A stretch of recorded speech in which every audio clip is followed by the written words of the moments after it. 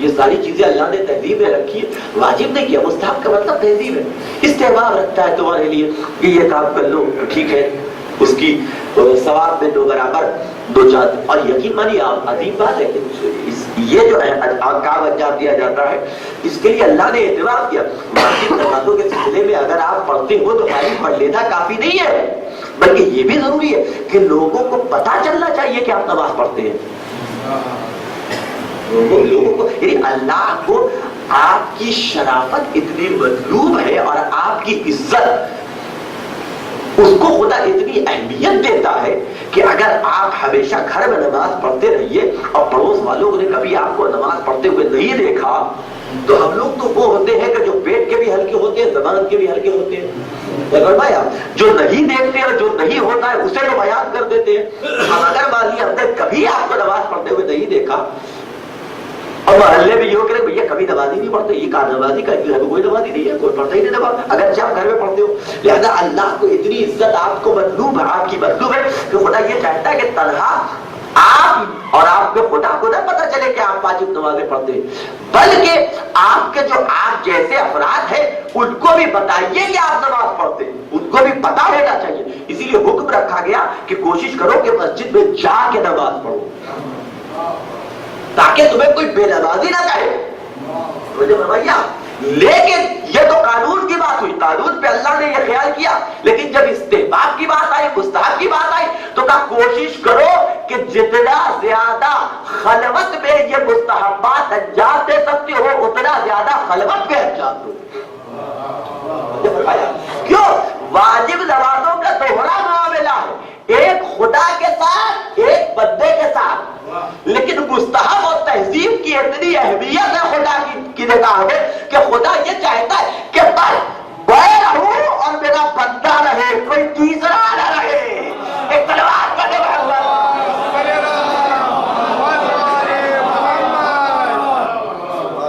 جو فرمایا یہ اہمیت ہے اس کی، کرو تو بتاؤ نہیں آج بہت دیر میں نماز شب پڑھ پایا، ایک جملہ جو ہے ثواب کو کم کر سکتا ہے، اس طریقے کے جو ہماری کلمات ہماری زبان میں جاری ہوتے ہیں، کہ یہ ہے تہذیب اور یہ ہے قانون۔ اسی طریقے سے بہت چھوٹے چھوٹے مواقع ہمیں دیے جا رہے ہیں کہ اس طریقے سے ثواب حاصل کرو، غور کریں حضرات، میں اپنی منزل پہ آنا چاہتا ہوں تاکہ گفتگو کو اپنی ختم کروں۔ اور فرمایا اب ایک خطبے کا عنوان بھی یہ بھی ہے، کہا مد اللہ تو اچھی چیز ہے نا، مد اللہ جائے ہاتھ پاؤں دھلا نہیں، بہت اچھی چیز کا ہے، کوئی غلط چیز تو ہے نہیں، لہذا حکم ہے کہ صرف نماز کے لیے ہی وضو نہ کرو بلکہ کوشش کرو کہ ہمیشہ وضو میں رہو۔ کیوں وضو میں رہو؟ کیا وجہ ہے، کیا ضرورت ہے، کیوں وضو میں رہے؟ کہا کہ اگر تم ہمیشہ وضو میں رہو گے تو یہاں دنیا میں تمہارا چہرہ نورانی ہوگا، وہاں آخرت میں تمہاری روح نورانی ہو جائے گی۔ جو فرمایا یہ حکم ہے کہ وضو، کیا مطلب، کیوں؟ ایک سبب، دوسرا سبب کہ اگر تم جب تک باوضو رہو گے اللہ کچھ فرشتوں کو تمہارے لیے مخصوص کرے گا کہ وہ تمہارے لیے دعائیں مغفرت کرتے رہے۔ یعنی ہم اپنی زبان سے کتنی اپنے لیے مغفرت کر سکتے ہیں، ہم خطا کار، ہم گناہگار، ہم سے نہ جانے کتنے غلط کام ہوتے ہیں، لیکن توجہ فرمایا تو آپ غور کریں، اب ہماری زبان سے اگر دعائیں مغفرت نکلے بھی تو اس کی کیا اہمیت ہو سکتی ہے؟ کیوں؟ اس لیے کہ ہم خطا کار ہیں، ہم گناہگار ہیں۔ غور کریں حضرات، بار بار اللہ سے معافی مانگتے یا اللہ یہ اب کی نہیں کروں گا، پھر کر دیتے، پھر معافی مانگتے یا اللہ مغفرت چاہتا ہوں اب نہیں کروں گا، پھر کر دیتے۔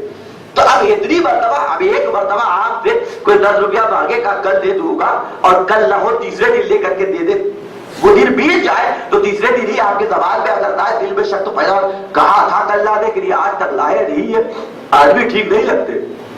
تو یہ ایک بار میں آپ کی نگاہ میں اعتبار ڈاواڈول ہو جاتا ہے، دوسرے کا ہو سکتا ہے یہ نہیں توجہ نہیں کرتے کہ بھائی ہو سکتا ہے کوئی مشکل نہیں ہو، نہ آ پایا ہو، مشکل نہیں ہو، پریشانی نہیں ہو، مہیا نہ کر پایا وغیرہ، کچھ نہیں، سیدھے سیدھے اس کے اعتبار کے اوپر ہماری نگاہ پڑ جاتی ہے کہ ہے نہیں، یہ آدمی صحیح نہیں ہے، یہ آدمی بے ایمان ہے وغیرہ وغیرہ۔ اب ہم اللہ کے ساتھ اتنی بے ایمانی کر چکے ہیں، یہ ہر بار جھوٹا اللہ سے وعدہ کرتے اب نہیں کریں پھر کرتے ہیں اور کریں اللہ۔ تو اب ایسی زبان سے ہم اگر طلب مغفرت کریں، اپنی بخششوں کی معافی چاہے تو کیا اعتبار ہے اس کا؟ اور فرمایا اللہ رحیم و کریم ہے، بخشے بات اور ہے، لیکن آپ تصور کرے گا کہ ایسی زبان سے نکلی ہوئی دعائے مغفرت کی اہمیت کیا ہو سکتی ہے۔ اب اگر باوجود رہا جائے، اب جس انسان کے لیے ملائکہ جیسی معصوم مخلوق دعا کرے اور طلب مغفرت کرے، اللہ کیوں نہ اس کی گناہوں کو بخش دے اور کیوں نہ اس کی بخشش کو قبول کرے۔ میری گفتگو ختم ہوئی، صلی اللہ علیہ محمد والے آپ غور کریں آخری والی سلسلے کہ درود کے حوالے سے میں گفتگو شروع کی تھی، یہ آخری بار آپ سے بتا دوں یہ شروع کب سے ہوا؟ توجہ فرمایا، اسلام تو آیا کب؟ 40 رابع الفیل میں رسول نے اعلان رسالت کیا۔ 40 رابع الفیل سے پہلے اسلام تو تھا نہیں، ہے کہ نہیں؟ قرآن نے ڈھیروں مقامات پہ کہا سلام علی آل یاسین، سلام علی موسیٰ و ہارون، سلام علی ابراہیم، سلام علی نوح، مختلف مقامات پہ سلام وغیرہ کا تذکرہ ہے کہ جو ہم سلام کرتے ہیں علیہ السلام کہتے ہیں وغیرہ وغیرہ، ہے کہ نہیں ہے؟ مختلف مقامات پہ قرآن آیا کب سے؟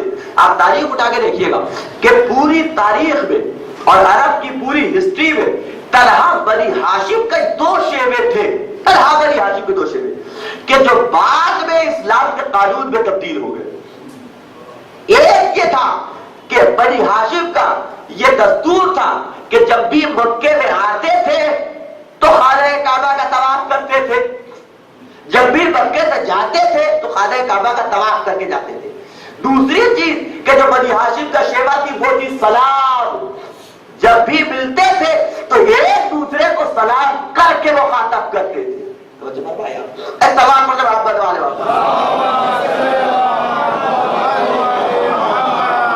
اور کیجیے گا، اور اس کی اہمیت دیکھیے، یعنی یہ سلام اور یہ درود اس کی اہمیت دیکھیے جو قرآن آواز دیتا ہے، یا ایھا الذین آمنوا اذا ضربتم فی سبیل اللہ، اے ایمان لانے والوں فتبینوا، یا ایھا الذین آمنوا اذا ضربتم فی سبیل اللہ فتبینوا، اے ایمان لانے والوں جب تم اللہ کی راہ میں جہاد کرنے کے لیے نکلو تو تفحص کرو، غور کرو، فکر کرو، تحقیق کر لو۔ وَإِذَا أَلْقَى إِلَيْكُمُ السَّلَامَ، اور اگر تمہاری طرف تمہیں دیکھ کر کے کوئی سلام کہے تو ہرگز اسے یہ نہ کہنا کہ تم مومن نہیں ہو۔ فرمایا اے ایمان لانے والوں جب تم کاہے کے لیے نکلو؟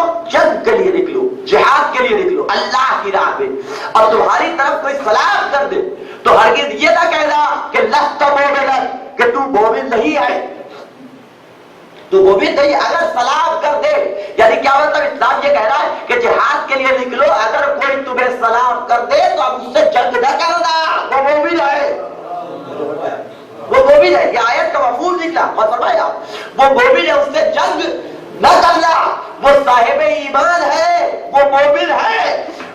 ہم محبان اہل بیت کو کافر کہنے والوں اور ہم پہ کفر کا فتویٰ لگانے والوں، ہمارے خون کو حلال سمجھنے والوں، ہم صبح شام نبی پہ سلام بھیجتے ہیں۔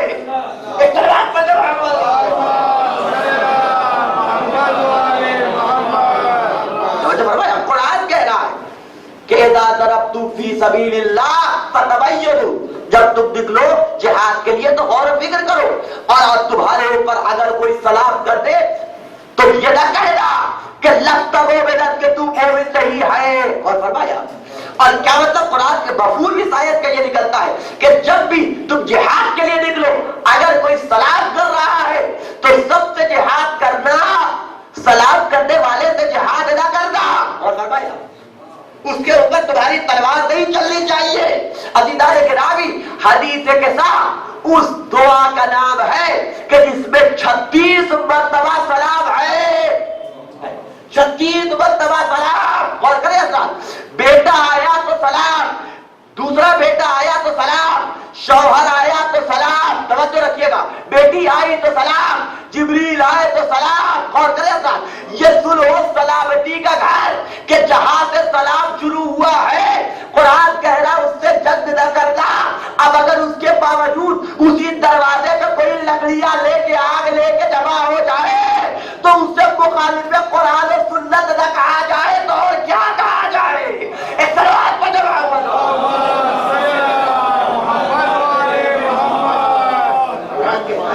کہ جب تم جنگ کے لیے نکلو تم پہ کوئی سلام کر دے تو ہرگز نہ کہو کہ تم مومن نہیں ہو. یعنی کیا مطلب؟ اس کا مطلب یہ ہے کہ تم مومن ہے. اور کریے آخری جملہ میں کہہ رہا ہوں, اس کا مطلب یہ ہے کہ وہ مومن ہے. اگر کوئی تم پہ سلام کر دے تو جنگ نہ کرنا, کیونکہ وہ مومن ہے. نہ کہو کہ تم مسلمان نہیں, نہ کہو کہ تم مومن نہیں ہو. عزیزان گرامی غور فرمائیے گا, نہ کہو کہ مومن نہیں. عزیزان گرامی 53 سال تک رسول خدا جناب ابو طالب کے گھر میں رہے. تاریخ نے لکھا آتے تھے تو ابو طالب سلام کرتے تھے, جاتے تھے تو ابو طالب سلام کرتے تھے. ایک سلام پر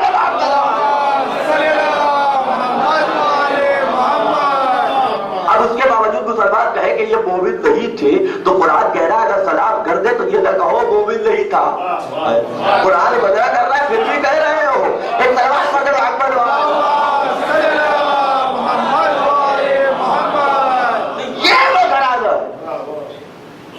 کہ جو مرکز درود و سلام خداوندی محبت و آل محبت وہ ہے کہ جن کے اوپر اللہ نے اپنا درود بھی نازل کیا, اپنا سلام بھی بھیجا.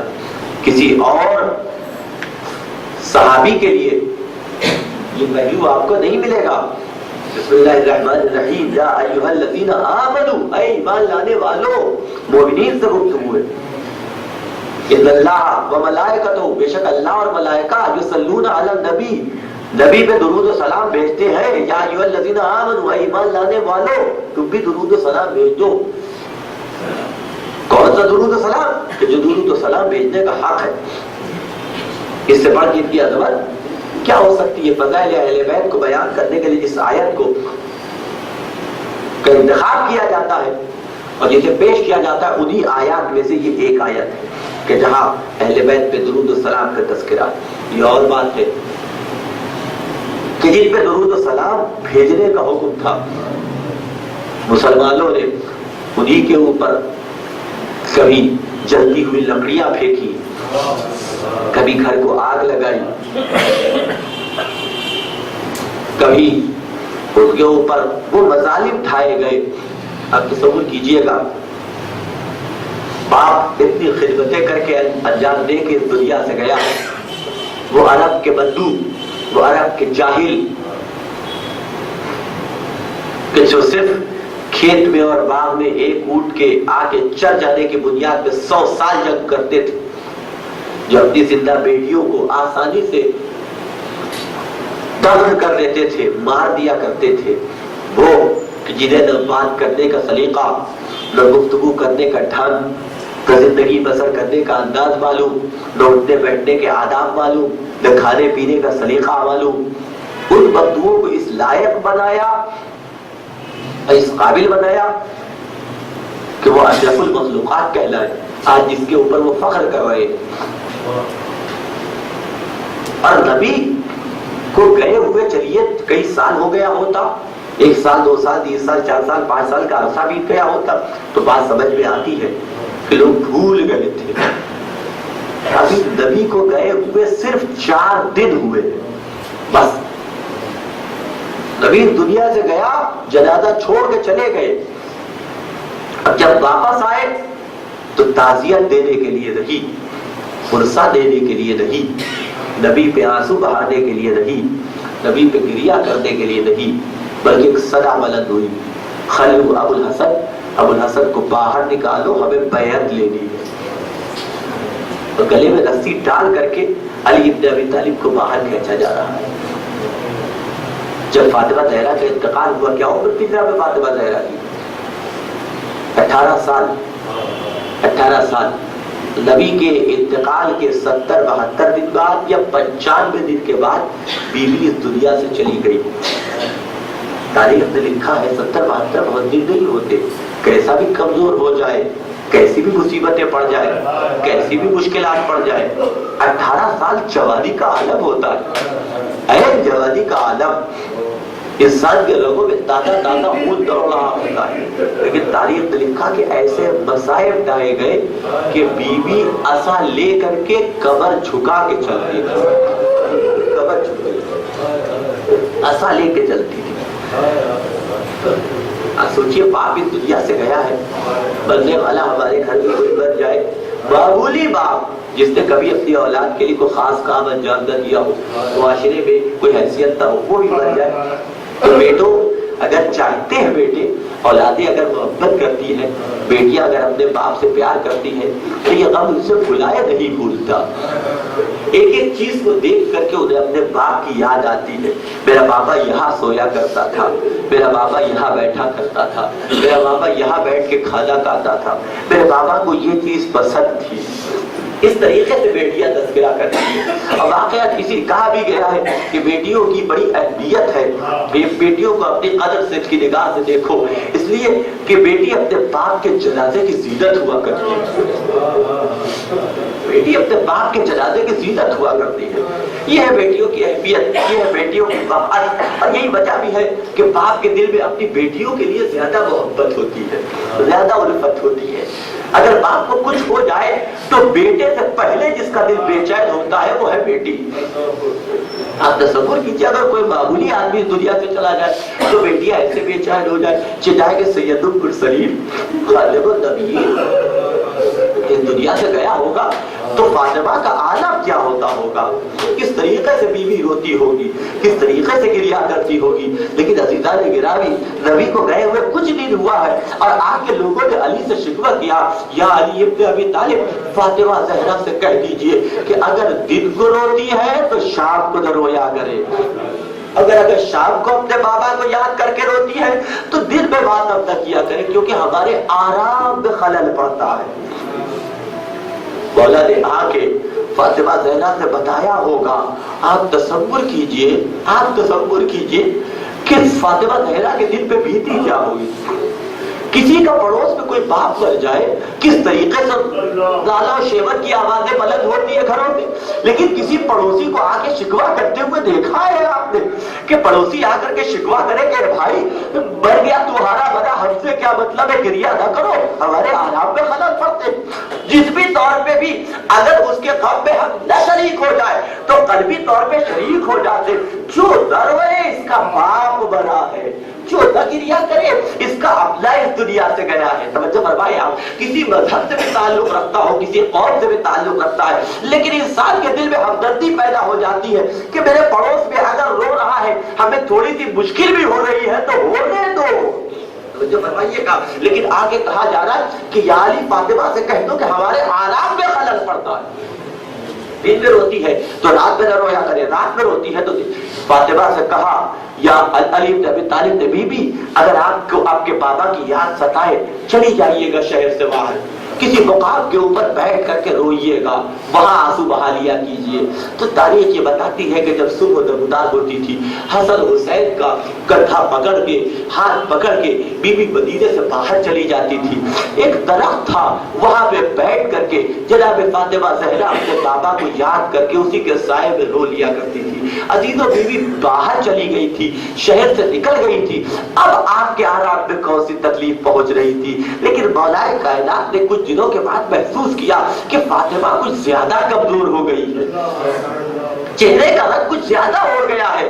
جس جناب فاطمہ زہرا سے سوال کیا مولا کائنات نے، بی بی یہ کیا عالم آپ نے بنا رکھا ہے، یہ کیسی کیفیت ہے؟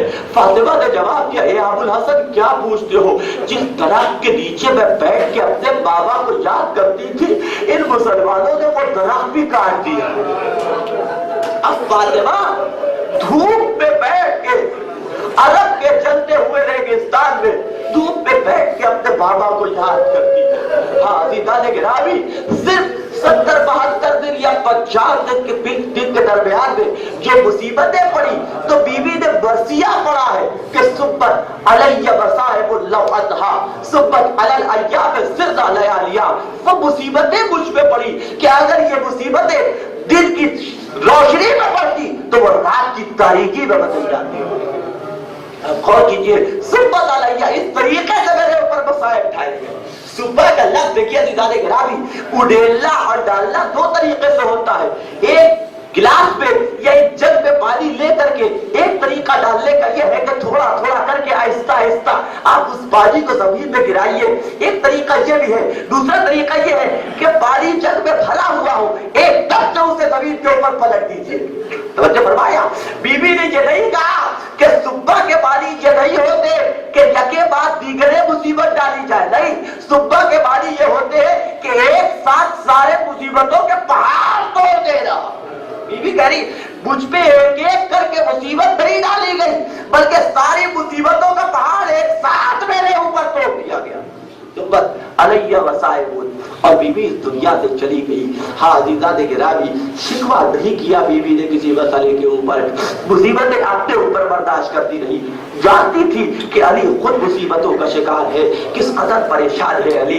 اپنی مصیبتوں کو بیان کر کے, اپنی مشکلات کو بیان کر کے بیوی مولا کائنات کو اور پریشان نہیں کرنا چاہتی تھی. ہاں معرفت زوجہ تھی, علم رکھنے والی زوجہ تھی, محبت کرنے والی زوجہ تھی. جانتی تھی کہ تقاضائے محبت یہ نہیں ہے کہ اپنے محبوب کو اور اپنے شوہر کو اپنی مصیبتیں بیان کر کے برداشت پریشان کیا جائے, بلکہ طریقہ یہ ہے کہ اپنی مصیبتوں کو دبا لیا جائے, اپنی مشکلات کو دبا لیا جائے اور اپنے شوہر کا دفاع کیا جائے. یہی وجہ ہے کہ علی ابن ابی طالب کی سب سے بڑی مدافع کا نام ہے فاطمہ زہرا. ہاں عزیزو, کتنی مصیبتیں سید فاطمہ پہ پڑی, اس کا اندازہ تو علی کو اس وقت ہوا کہ جب فاطمہ اس دنیا سے چلی گئی. سلمان کہتے ہیں کہ جب بی بی دنیا سے رخصت ہو گئی اور مولا کائنات غسل دینے کے لیے پہنچے ہیں, اپنے ہاتھوں سے مولا نے غسل دیا, تو میں نے ایک چیخ سنی کہ علی ابن ابی طالب نے چیخ مار کے گریہ کیا, چیخ مار کے آنسو بہایا. تو میں نے سوچا کہ اس سے پہلے علی کو اس طریقے سے روتے ہوئے کبھی نہیں دیکھا کہ علی نے کسی موقع پہ چیخ مار کے گریہ کیا ہو. جب علی غسل دے کے باہر آئے اور جب تک تو کفن سے فارغ ہو گئے, تو میں نے مولا سے سوال کیا کہ مولا آپ نے چیخ مار کے کیوں گریہ کیا؟ کہ سلمان کیا پوچھتے ہو, فاطمہ اتنی بڑی صابرہ تھی کہ پہلو کی پتلیاں ٹوٹی ہوئی تھی, لیکن فاطمہ نے کبھی مجھے بتایا تک نہیں. ہر مصیبت کو خود برداشت کرتی رہی. میں کہوں گا اے مولا, بے شک بیوی پہ اتنی مصیبتیں پڑیں گی جس کا کوئی تذکرہ نہیں کر سکتا, لیکن کم سے کم کسی نے ایسا تو نہیں کیا کہ بیوی کے سر سے چادر چھینی ہو, کسی نے ایسا تو نہیں کیا کہ بیوی کے پشت پہ تازیانے لگائے ہو. اے میرے مولا, ذرا شام و کوفہ کے بازار پہ آ کے دیکھیے, ایک سال یہ زہرا ہے, سر سے چادر چھینی جا رہی ہے, پشت پہ تازیانے لگائے جا رہے ہیں. ایک رفعت 12 گلے ہیں کہ جس کے اندر بیویوں کے پشت بازو بنے ہوئے, سکینہ کا گلا بنا ہوا ہے. زینب جب سیدھے کھڑا ہونا چاہتی تھی, سکینہ طرف جاتی تھی, ایک ابا گلا گھٹا جا رہا ہے. مجبوراً زینب کو جھک جھک کے چلنا پڑا. شام کا جب انسان آیا تو امام نے چوتھے امام نے غور کیا کہ بیوی نماز پڑھ رہی ہے. اب تو غور کر کے دیکھا تو بیوی کھڑے ہو کے نماز نہیں پڑھ رہی تھی, بیٹھ کے نماز پڑھ رہی تھی. امام نے سوال کیا, وہ بھی ابا آپ بیٹھ کے نماز کیوں پڑھ رہی؟ ارے کیا سوال کرتے ہو, ارے میرے پاس ہو میرا ساتھ, سکینہ کے گلے میرا ساتھ, اب زینب میں کھڑے ہو کے نماز.